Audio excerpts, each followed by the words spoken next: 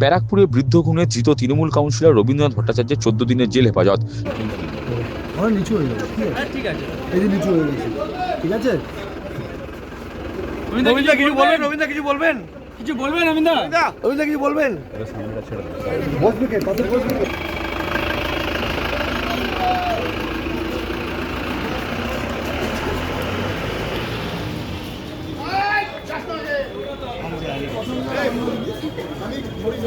শেষ দিন পর দেখা।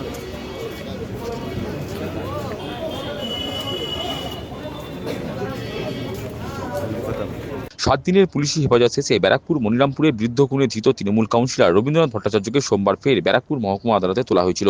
বিচারক এদিন ধৃত কাউন্সিলরকে 14 দিন জেল হেফাজতে রাখার নির্দেশ দেন। প্রসঙ্গত, গত 8ই ফেব্রুয়ারি উত্তর ব্যারাকপুর পুরসভা 23 নম্বর ওয়ার্ডের মনিরামপুরে 81 বছরের বৃদ্ধ তুলসী অধিকারীকে খুনের অভিযোগ ওঠে স্থানীয় কাউন্সিলর তথা ব্যারাকপুর বার অ্যাসোসিয়েশনের সম্পাদক রবীন্দ্রনাথ ভট্টাচার্যের বিরুদ্ধে। অভিযোগের ভিত্তিতে ঘটনার দিন রাতেই তাকে ব্যারাকপুর থানার পুলিশ গ্রেপ্তার করেছে। পরদিন অর্থাৎ গত 9ই ফেব্রুয়ারি ধৃতকে ব্যারাকপুর আদালতে তোলা হলে বিচারক 7 দিন পুলিশি হেফাজতে রাখার নির্দেশ দিয়েছিলেন। পুলিশি হেফাজত শেষে এদিন ফের ধৃত কাউন্সিলরকে আদালতে তোলা হয়।